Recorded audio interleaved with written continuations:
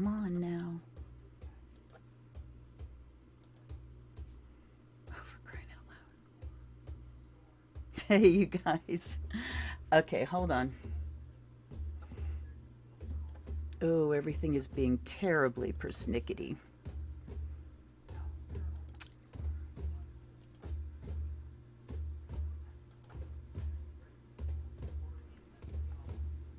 Thank you for hanging while I get my shit back together. Hopefully, we won't get knocked out again. Who baby? Yikes. Well, power was only out for a couple minutes, but I mean, it was only out for maybe 20 seconds. And then back on, but it's taken me all this time just to reboot my computer, reboot my OBS and my browser and my iTunes, which is still being fucking cantankerous with me. Show me my mini player. Thank you very much. Okay. Now. Who made it over? Who's here with me that made it over from the dumped live stream?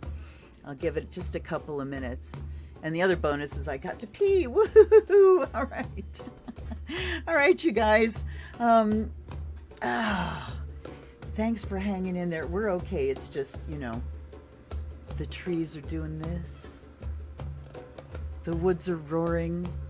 My computer's screaming. All right, here we go. Let's get back to the deck, shall we? Laura, Marcy, Lisa, I hope you all make it over. Artemis, who else was on my other one?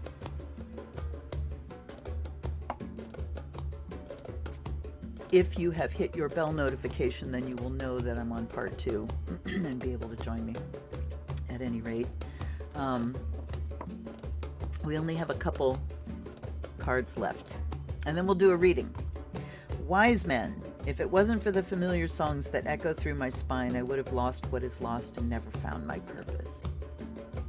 Because, you know, sometimes the verses just don't have a lot to do with the title, and because this deck is about Yule and Christmas, the images are very deeply implanted in our psyche and very familiar, so it's not going to be an issue coming up with what these things mean, you know.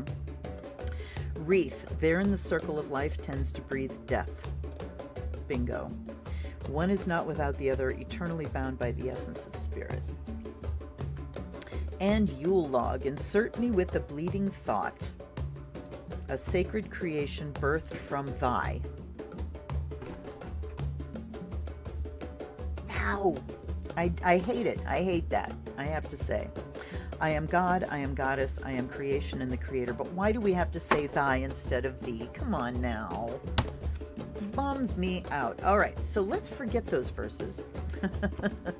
Let's shrink back down again. And whoever's with me now, please check in. I get afraid that I lost everybody and I'll never see you again. And it makes me sad, so check in and tell me you made it, please. Please, oh please, there's 6 here. And thank you for the like. Thank you for liking that I survived and came back. All right, I just hate to leave things hanging. So, let's now do the do with this deck. Use this match again.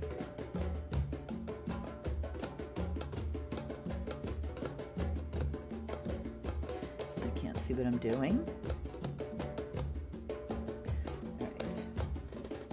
I'm going to do the whole thing, the sage and the water and the... And I want to put out gratitude, no matter how bitchy I get. You know, I'm mostly bitchy about publishers that don't know how people use their decks and stuff. You guys know that. But no matter how bitchy I get about choices that authors have made and artists and whatnot, it never diminishes my gratitude and my awe for the people that do this work. Let's give them a bell. Let's give him a bell too. We gave him the 4 elements, and now let's give him the 5th. Clearing any negativity, any bitching that I did, please clear it from this deck so that it can give me its messages in a wonderful way. And I welcome and acknowledge the constant, continual, never interrupted presence of my guides and guardians, my allies and ancestors. Hey, Laura, you made it. Yay. Good grief. And I offer you fresh water, and I offer you the fire of Azrael, that this deck may show the spirit of divination through all of its images, that I may connect with it through my own subconscious. Here come the winds again. Keep your fingers crossed, y'all. And let's give them a shuffle.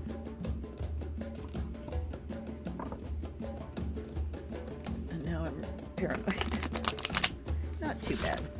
They're chunky, they're big. But you know, it's not tons of cards, so it's okay. You can get your hands around them. Yep. No problem. So let's just start shuffling. And ask for a message today. Let's ask for a Yule message. A message today for us about how we may connect with our true selves in the darkness. How we may embrace the darkness and look for the rebirth of the light within. How can we learn to sit still with ourselves? To sit still in our darkest moments and embrace ourselves in that moment. Embrace our grief, embrace our doubt. So they're flying out now, folks. The first thing we get is gatherings. I'm going to go for 3 cards, but maybe I'll go for 6. Okay, I'm going to ask you to arrange yourselves so I can cut them. Never mind. Never mind. They say, no, we're going to do it our way. Forest and ceremony. Okay, and then I'm going to take 3 more. So let me set those over there. We have gatherings, we have forest, and we have ceremony. All right, let's head to the book. So we have about the authors and the illustrator, and then we go into the book proper, and we have introduction and the wheel turns. Okay, this deck is more than a project. It serves as the gateway to a new way of being and practice as witches and mystics. We've infused this offering with our whole selves, including that part of us that remembers our somewhat religious upbringing. The work is influenced by who we were when we were just learning to trust in our abilities, and it represents a whole lot of who we've become, teachers who are ready to rise above limiting beliefs and outdated ideas of what magic should look like. The call for diversity in magic. I am going to read all of this. Yes, ma'am, I am. We want to send you our deepest and most sincere apology for not showing up for people of color in our previous deck of this series. Okay. I am ready to forgive all the grammatical errors at this point.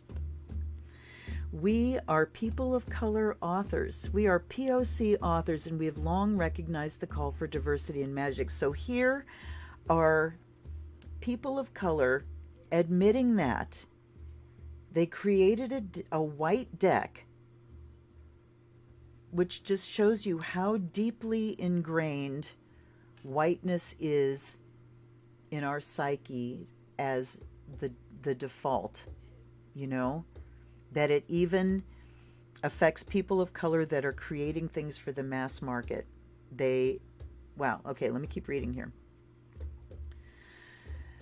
Magic comes in all shapes, colors, sizes, and what seems like an unlimited number of ways to practice, and that is the truth. There are as many ways to practice witchcraft as there are witches to practice it. But we won't lie to you. It's taken us years of personal practice to understand the need for better representation in the magical community. Not because we didn't want to see it, but because issues about race are generational wounds that take time to heal. That's the truth. When we created Seasons of the Witch, Samhain Oracle, neither of us was ready to face the manifestation of the POC wound in ourselves. We were trying to teach magic in the most accessible ways, and sadly we'd lost our cultural roots for a time. Seasons of the Witch, Samhain Oracle was well on its way to publication by the time we realized our mistake. When we began to create Yule, we knew without a doubt that POC had to be represented. And let's make it people of color, that people of color needed to be represented, rather than reducing it to letters. We've done and redone many cards to infuse a more robust cultural presence within this deck, and we have every intention of improving on this as the series goes on. We want you to know that we hear you. We see the need for more diversity in magic, and we are ready to help bring about this change. So, our cultural, I mean, it's definitely, that's quite a statement. Reclaiming, shifting the witch image. All right, this is a long section. I'm not going to do that, but I am going to read this, a note on religion, because Marcy, yay, you came back. I'm so glad. Because this is what Marcy was talking about as a person that lives in the Southern Hemisphere, having Yule be at the opposite end of the year from Christmas, that this deck would be a difficult one. All right, a note on religion. Christmas is a Christian tradition, but its roots are based in pagan ways. Familiar symbols such as Christmas trees, stars, lights, giving gifts, and even Santa Claus are threaded through pagan cultures and predate the Christian celebration. When you work with this deck, you will come across seemingly religious cards. In some ways they are. One cannot remove religion from archetypes such as Mother Mary or our version of Jesus, represented by the Wise Men card. And still the concept of Mother Mary is likely based on the pagan midwinter celebration known as Mother's Night, the celebration of a goddess giving birth to the sun. So there you go, reclaim it. At one time, ancient Rome celebrated their sun god Mithras' birth on or near the winter solstice. This celebration was known as the birth of the sun. Pagans celebrated Yule as the return of light, meaning sunlight. Somewhere along the way, around the 4th century, the Yule celebrations were Christianized, let's say appropriated by Christianity. And the sun god was replaced with Jesus. Jesus became a symbol of returning light to the world in the same way sun gods have done so for pagan cultures for hundreds of years. And, I mean, he even took on the titles like the Son of Righteousness. Totally a pagan title. There is a darkness to the tradition of Christianizing pagan traditions and colonization in general. Hell, yeah, you think? But while one should not excuse our Earth's dark history, we've chosen to focus on the beauty these symbols have shifted into over time. When a religious card inevitably comes to your reading, remember that the true meaning of these concepts lies in the pagan ways. Remembering the roots of your practice is what keeps you grounded in truth. Keeps you grounded in truth change. Okay.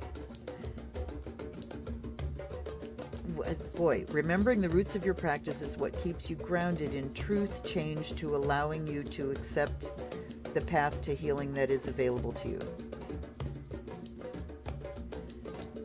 Grounded in truth to allowing you grounded. That sentence makes no sense to me. I don't care how I read it. All right, whatever. So that does answer that question. And then we have how to use these cards. Invocations, using the cards beyond Yule as intention cards. Okay, and then we have spreads, the 3-card spread. Interview your deck spread. Getting to know the Seasons of the Witch. This is great. What personality does this deck have? What is your strength? What is your weakness? How will you help me grow? When should I call on you for guidance? What is the best way to work with you? What will our relationship be like? That's a really cool, I might have to adopt that in unboxings, a modified version.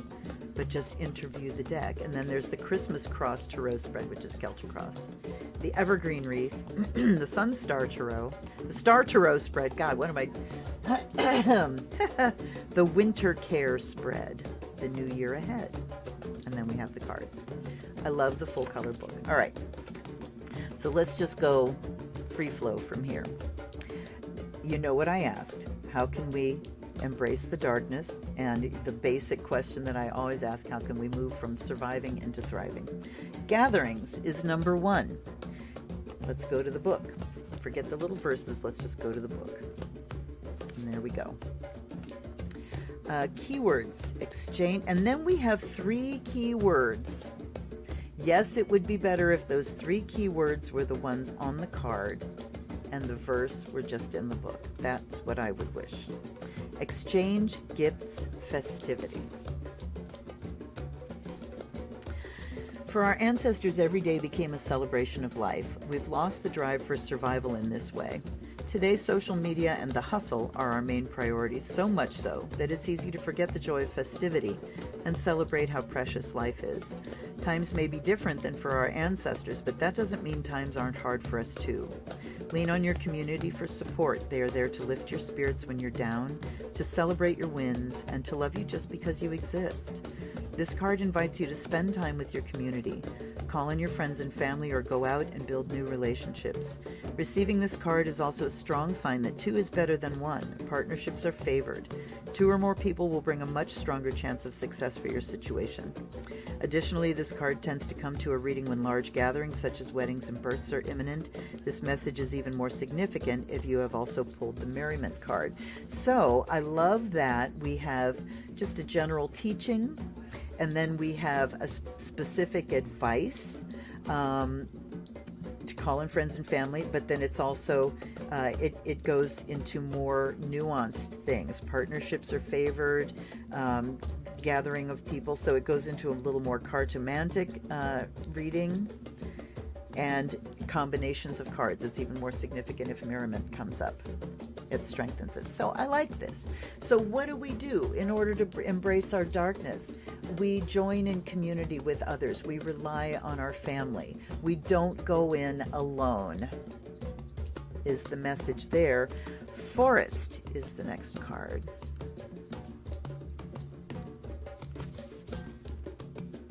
The keywords here, pardon me, are strength, patience, grounding. Putting some, hold on, couple little thingies on there to smoke it up again. All right. It's time to dig deeper roots, find your sacred soul, and build a stronger foundation. Walk through any forest and you will see ancient trees reaching high into the sky, but they didn't start off this way. Delicate roots had to dig deep into the earth to prepare these massive trees to stand tall for years to come. Even harsh winters and brutal storms couldn't bring them down. So you see, even if those enigmatic, confusing, nonsensical verses turn you off, the writing inside is fantastic. It really is. And I can heartily recommend it. Forest guides you to build a stronger foundation and to remember that success takes time. Be consistent in your efforts, gather your resources, plan and reflect. Your goal is not something that can be achieved overnight, but is on the path to success. It's roaring up out there again. Whoop, whoop, warning. The Forest card represents long-term planning, but also lasting power and influence. Pulling this card is a positive sign that you will be recognized for your efforts and commitment. Furthermore, continue with what works. There's no need to take risks at this time.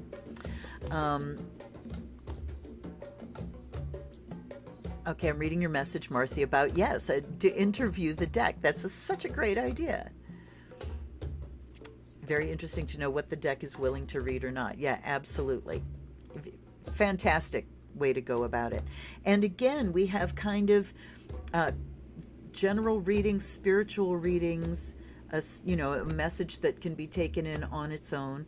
But then we have the cartomantic things that this card positive sign you'll be recognized for efforts or continue with what works, something that takes a long time. So we get a vibe kind of the tree card in the Lenormands, talking about longevity, things that take a long time, right? Fascinating. So we gather with people and we go deep. We dig into our roots. We recognize that things can take, boy, it's kicking up, you guys. I hope I don't lose you again. It talks about gaining recognition, and things won't happen overnight. So it's an invitation to, when you go into that dark part of yourself, to start planning on a long-term scale. And Yule is a great time to start that, because it's as the sun is born, you can look at this as a year's working, right?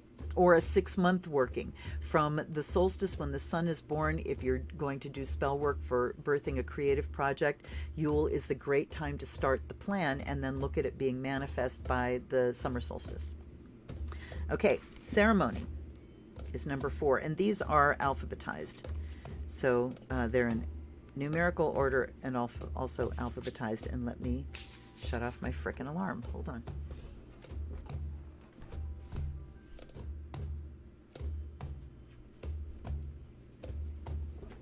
Okay. We're casual here, right? All right. Ceremonies are rites of passage that mark the end of one way of being and the beginning of a new journey. We see them represented in birthdays, graduations, and in the case of magic, a series of steps that direct energy towards your desired intention.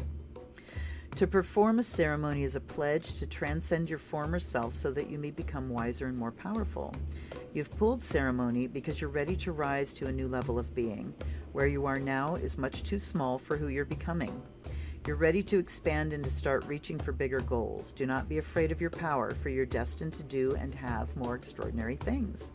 If ever you doubt yourself, know that you've earned your seat at this new table through the lessons, challenges, and hardships you've previously endured. You may wish to perform a ceremony of your own to cement your commitment to a new direction. Okay, so this one doesn't do like those levels of meaning as much. But it does talk about working on a ritual basis. So here with forest, we're talking about planning on a practical basis. We're talking about kind of digging into our own deep roots, which can talk about the roots of our trauma, the roots of whatever has ripened to be dealt with at Yule, whatever is presenting itself for healing. And then we have ceremony here, saying it's time to kind of formalize that journey. That's what ceremony and ritual is. Ritual is taking practiced steps, taking steps that you've taken many times in order to shift your consciousness from one place to another, right? The steps of casting a circle shift your consciousness from everyday daytime consciousness into twilight consciousness, the consciousness in between, both left and right brain, shifting over to right brain. And then what you work on in ceremony, the spell work that you do shifts your consciousness from the way you are now into the way that you want to be, whatever your intention is. It helps you program your brain with this new reality that you're catalyzing by your ceremony and your spells. So we gather, we dig into deep roots. This can also talk about, celebrating the traditions of the holiday that you celebrate with your family, making that more ceremonial, more formalized. And now let's look at the bridge here between gathering and forest is crone. So we're really bringing in deep wisdom here. And to me, this is talking about the matriarch of your family. When you think about Christmas around your house, who was it that made it happen? Who did the decorating? Who did the shopping? Who did the baking? Who did the cooking and the wrapping of gifts? Who did the majority of that? I'm going to take a guess, because I'm psychic, that it was your mom. rather than your dad. Your dad, could have been the helper of just, go out and put up the Christmas lights, and, she sends him to the store and this and that. But in my experience, it has been the matriarch of the family that anchors these celebrations, that creates holiday. So what I'm seeing here is looking at the crone being the one to call the people together, to call family together into ceremony, to remind family of your deep cultural roots, of your deep roots with each other, your ancestral genetic roots, reminding everyone and bringing them together. Oh my God, it's getting so loud. Please. Hi, Amy. Hi. I think you, I don't know if you watched the first one that we got bombed out of, but I'm really glad you're here, dear. Thanks for being here. Okay, and then we have feasting. So forest and ceremony. We have feasting. So we're talking about, hi, Laura. Oh, okay, you've been here. Yeah, I know. Aren't they beautiful? Aren't they just beautiful? The images are gorgeous. And I think from this point, I'm going to ignore the frickin' verses. I know what these images are about, deep inside me, and so do you. So, okay, I'm glad you saw part of it. Well, they'll be up for people to watch. And I don't know how much we lost of the first. Anyway, never mind. Never mind. Okay, feasting. So we have crone here, and then we have feasting. So I also want to talk about the Vibrations of Yule, where, throughout the year, the symbols of the god in most modern paganism, the god is the rising and dying god. He goes up, he goes down. He goes up, he goes down. What does that remind you of, huh? And the straight line, is a symbol of the god. Think about the wand, the athame, that straight line. But the goddess, her symbol is a circle. She remains. She always is. She doesn't rise and then die and then rise and then die. She just travels the circle, and she always exists, and she's ever changing. You think about the cup and the plate, the pinnacle, round. That's the symbol of the goddess. So she exists all year round. And, while we had the god die at Samhain, and he's being reborn, he's reborn in the spring, he's reborn in his various forms. He's reborn in the form of the sun at Yule, he's reborn in the form of the grain in the springtime, but he dies and is reborn. The goddess is immortal, she never dies. But she does age and transform. And it's the crone at Yule in the winter time. It is the crone giving birth to the light. So there's your miracle. There's your Christmas pagan miracle, it's the crone that gives birth to the sun god.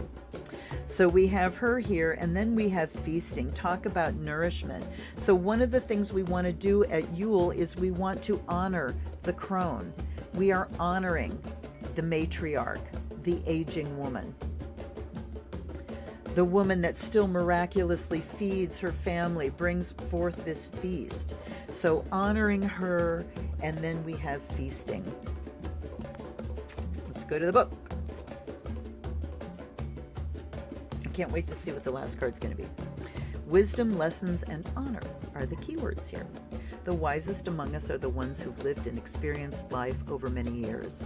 They are the ones who know where to look and how to see past illusions.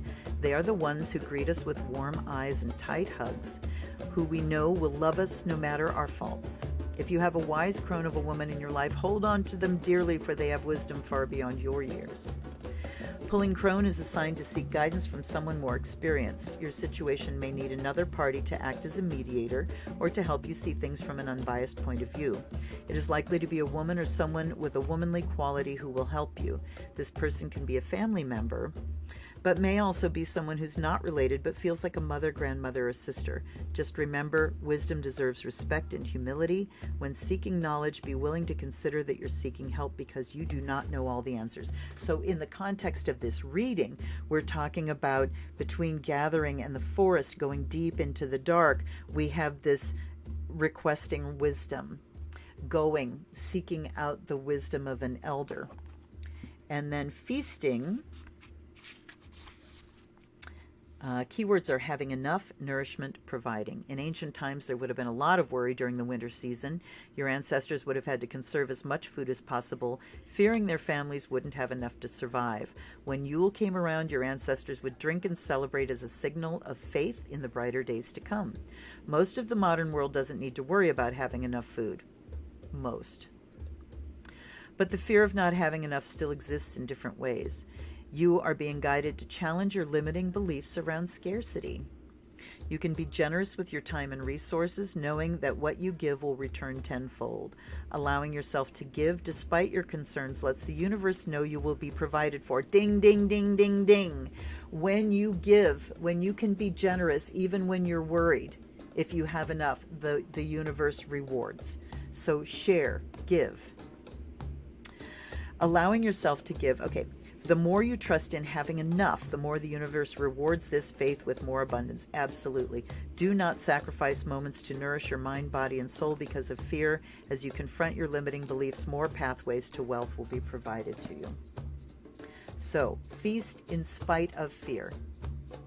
Celebrations in the darkest of the year they fly in the face of fear. That's what it's all about. And then we have storm. Ooh, man. Okay.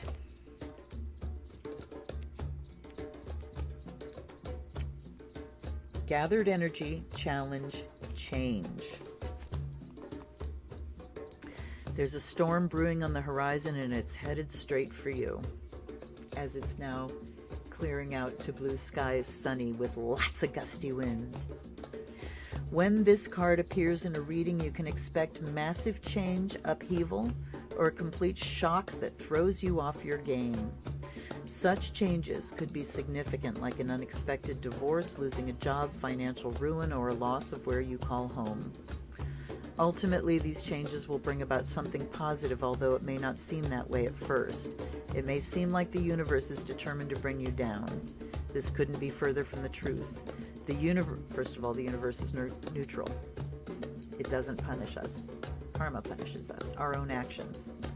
The consequences of our own actions punish us.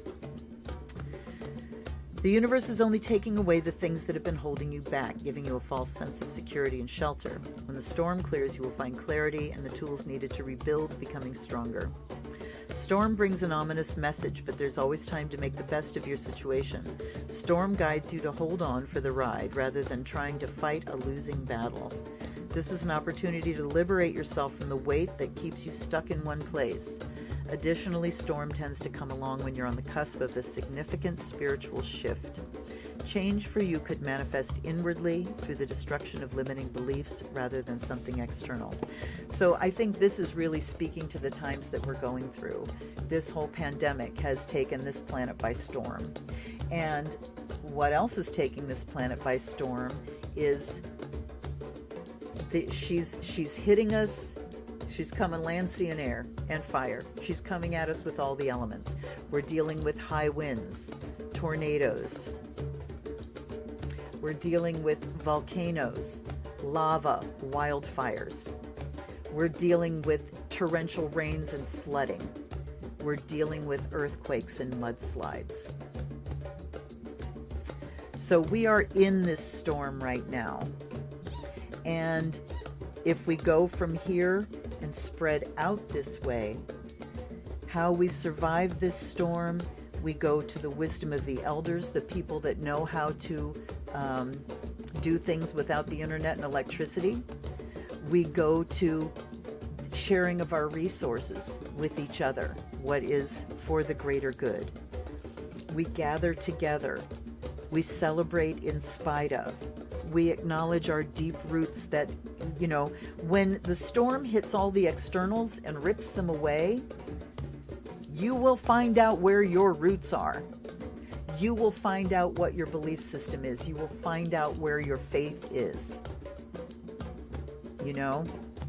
So when we get shaken like this and the externals fall away, our Christmas celebration from, the first year pre-pandemic when we knew it was a coming until 2020, when it was we can't get together with anybody, that got shaken, so those externals got ripped away. This year we're not returning to, we still have pandemic in place. We still have to be safe. And my family's had a close scare this week, not our household, but my daughter's household. And so it's still there. We're dealing with it, And this year it's like, I told my daughter, I just really haven't thought about presents. She's like, me neither. Here's what we're doing. It's not about the presents. We're getting together. We're doing things together. Gathering, ceremony, going back to our roots. She and I are both kind of researching Slavic traditions because of our, our genetic heritage that was never part of how I was growing up. We didn't have, Slovakian Christmases. That's fully half of my DNA. So talking about going back and researching these roots in order for this holiday to become more meaningful. This is like the most bombastic holiday that we humans celebrate, really, in the Christian world, in the Western world, right? Go ask India about more bombastic holidays. But for us, as far as decorations and putting, all over the house and music and all this kind of stuff, this is the most bombastic holiday. And we can get lost in that. And it's also the most commercial holiday, and we get lost in that for sure. So this is where we strip away those false things and go to the real meaning. We get back. So the storm has torn away the externals, the superficial, the addictive but meaningless, and we are uncovering the deeper meanings so we can gather together and feast. I'll tell you what, regardless of the wacky phrases, it's a good deck. The writing itself, aside from those verses, is fan-damn-tastic. Absolutely fucking fantastic. And I might even tell the authors, it would be great to have those 3 keywords on the card and then put the enigmatic verses inside the book, because they can be very off-putting. And I wouldn't want you to say no to this beautiful deck. I'm really focusing on the artwork and then the extended writing here as the reasons that this is a worthy deck to have in your collection. Also, just serious props to the authors for acknowledging and being transparent about their own journey of self-denial and the realization that they were Xing themselves out of their own story as people of color, and the fact that they reclaimed. And now I want to kind of go through and witness this. Okay, so we've got white. We do have varying shades of people there, darker faces. There we go. That is absolutely a person of color there, and not just in face. So I see it there. I see it there. I'm going to look up reindeer medicine. I see it there. I see it there. So yes, it is definitely, I was so concerned with the verses and the language here that I didn't really spend as much time with the art. And boy, this is something I have to acknowledge. For me personally, this, big left-right brain divide, because I've got that Pluto-Mercury conjunction, my brain is intense. And so when I get hooked into the word part, I go totally into the left brain and just sort of move away from the right brain. So, it's something to acknowledge. All right, reindeer medicine, inner strength journeys fighting for your dreams. Reindeer are hardy and majestic creatures. Unlike other animals, they are the only ones who keep their antlers all year long, carrying them like crowns atop their heads. I thought I had read that only the female keep their antlers all year long. Let's hit the Google and find out.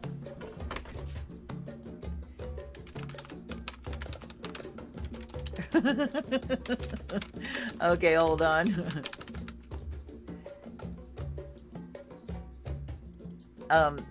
My fingers were off, so I typed in Rainfurt instead of deer. Both sexes finish growing their antlers at the same time but shed them at different times of the year. Males drop their antlers in November, leaving them without antlers until the following spring, while females keep their antlers through the winter until their calves are born in May. So that is true, that the whole, Santa and his reindeers, those are all female. Ha ha ha ha. So Rudolph, you can go hang, buddy. If you got antlers in December, you ain't male. I'm happy to know that that's true. Okay. The reindeer are known to be... All right, they've earned the right to feel like kings, but as the saying goes, heavy is the head that wears the crown. Reindeer make long migrations every year through the harsh conditions of the tundra. They face challenge after challenge, yet they prevail and even make friends along the way.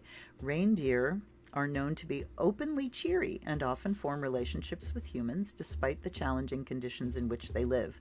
Reindeer medicine asks you, what responsibilities are you willing to endure in the pursuit of your dreams? Goals take work even with the cosmic forces behind you. You will still face challenges on your soul's path no matter how aligned you are with your spirit. Reindeer medicine has come to your spread to tell you not to give up. The challenges you are facing now teach you how to be stronger and more resourceful and to find ways to face your fears rather than running from them. Stay the course, for you are on the path towards success. You may not see it now with harsh conditions in your way, but you're so close to what you seek. This message is amplified if you've also pulled candle magic. So some of the cards have more variety of, it could mean this, it could mean this, it could mean this. Others don't, just one kind of general message. But the writing in the book is worthy and very, very good. Okay, Marcy, catching up with comments. Totally agree. Over here, the matriarch of the family. Yes. The female, the matriarch of the family, cares for the home. So, traditionally in our culture, the men would be out shopping, the women are home baking and doing the decorating and everything. But it still holds now, even if women work outside the home, it still really tends to be the woman that is doing all the pulling together of the holiday stuff.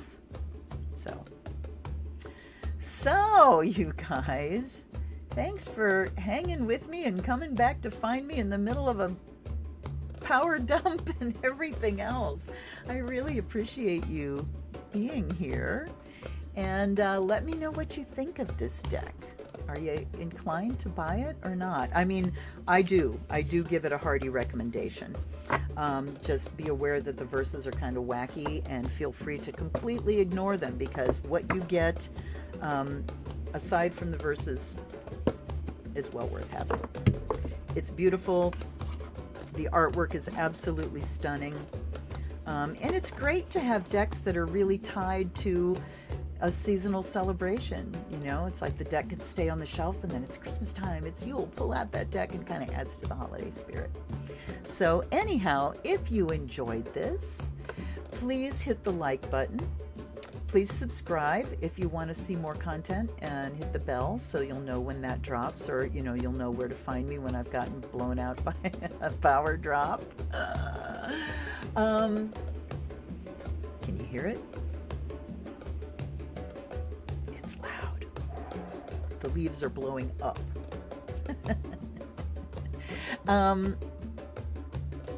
Okay, let's see.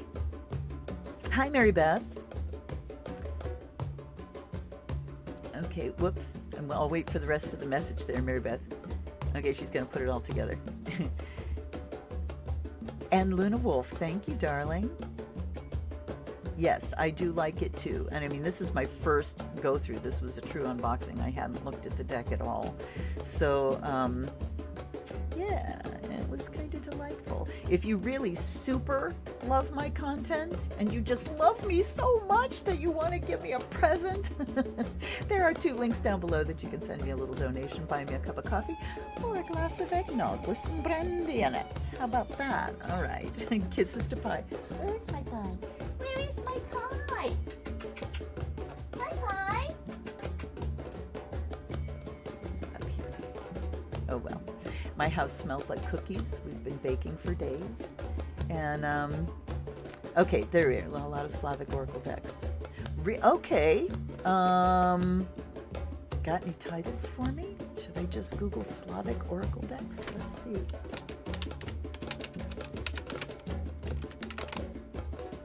Slavic oracle decks. Oh. Slavic traditions and mythology? Oh, that's a book. The Slavic oracle. Oracle cards, Slavic folklore, Lenormand. Hell yeah. All right. Thank you, Mary Beth. Yeah, I will be heading for those, that's for sure. I will be telling my daughter about them because I know she's going to buy some presents for you. Anyway, thanks so much for hanging out with me, you guys. I'm not going to edit these together into one because then we'll lose the live chat, but I will definitely label them part 1 and part 2. Thanks for hanging out with me. I will see you again sometime very soon, and until then, this is Luna. Blessed be, and happy Yule.